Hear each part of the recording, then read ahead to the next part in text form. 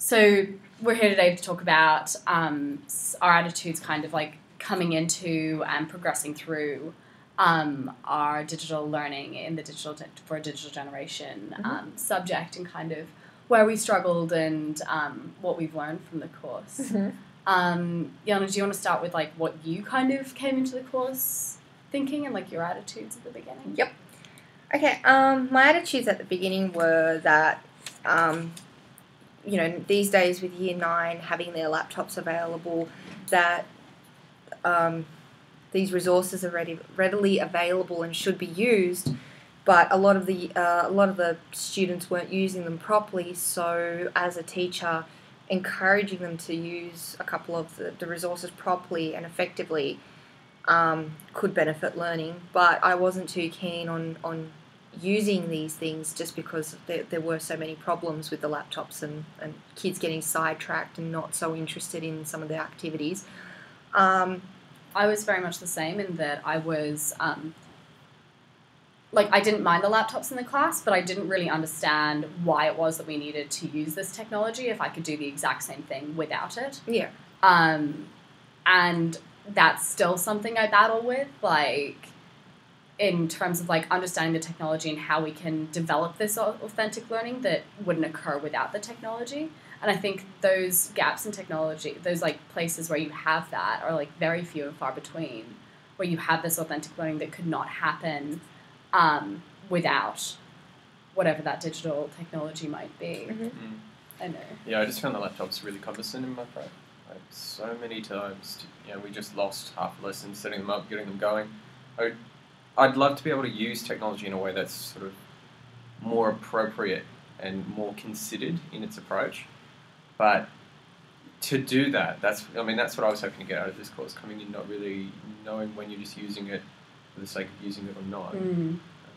I found that the laptops, when I was on prac, the laptops were mainly used to do a lot of research that could have been done at home. They weren't used to do bits of the lesson that was supposed to be done during the lesson, so you'd get an hour's lesson wasted on Googling images that could very easily be done at home.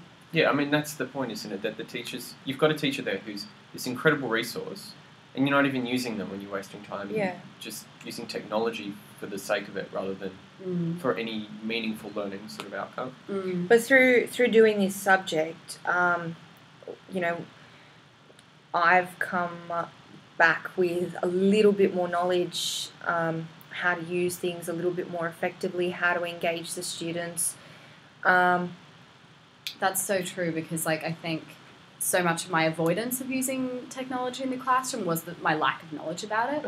And I know that we massively struggled in terms of using Google Docs and using the wiki and then trying busy tools, and we didn't really find Twitter worked very well for us because we had that there weren't enough characters.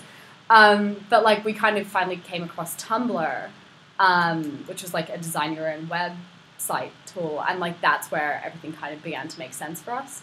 And so much of it was just us having to give it a go to try and eventually find something that worked, and kind of being less scared and taking a risk in something that we've never tried before.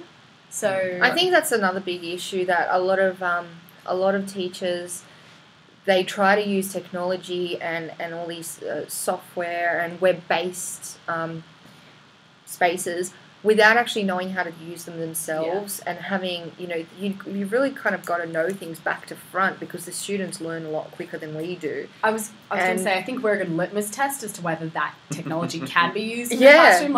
If I can use it, I know my students can. So, that's why Twitter does work so well, because it's so easy to set up, and Tumblr's so user-friendly. Yeah. That your students will be able to use that. So it's if you're having battles with that technology, the chances are your students will as well. So yeah, it was funny that we're... The other thing is there's so much out there. Yeah. It's ridiculous. You don't even know where to start. There's so many different web-based, website-based software. And so, design programs. Tools, yeah. Apps. I'm still that not too you sure. don't even know which one's good, which one's not.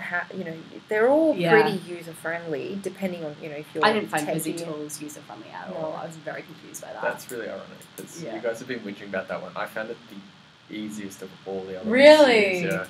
See, I kind of didn't give it too much of a go because I found it difficult at the beginning, and then I went, no.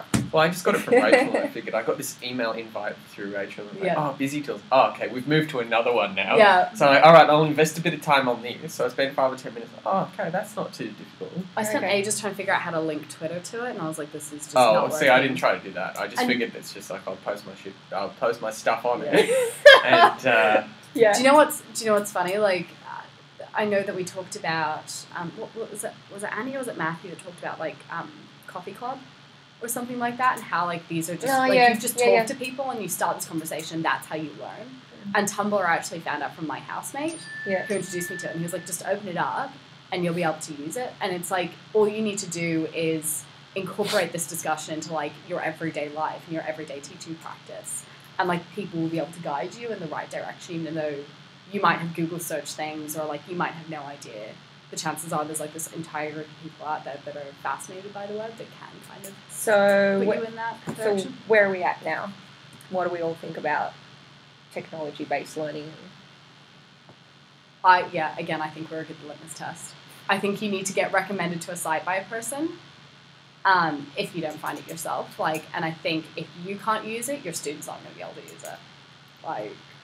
Yeah, I think that one of the best things to probably come out of this course is what I was hoping for. It's just giving you that extra stage of thinking that says, am I actually using this technology just for the sake of using it? Yeah. Or is there a real purpose behind it that the kids are going to get something out of that they couldn't with just a pen and paper or just by sitting and talking to the person next to them? That's so true. So seeing it, experiencing it, whatever it may be, that program, you need, or tool, technology, whatever you're using, there's got to be that level, that step, that thought, just to say, why am I actually using this? Yeah.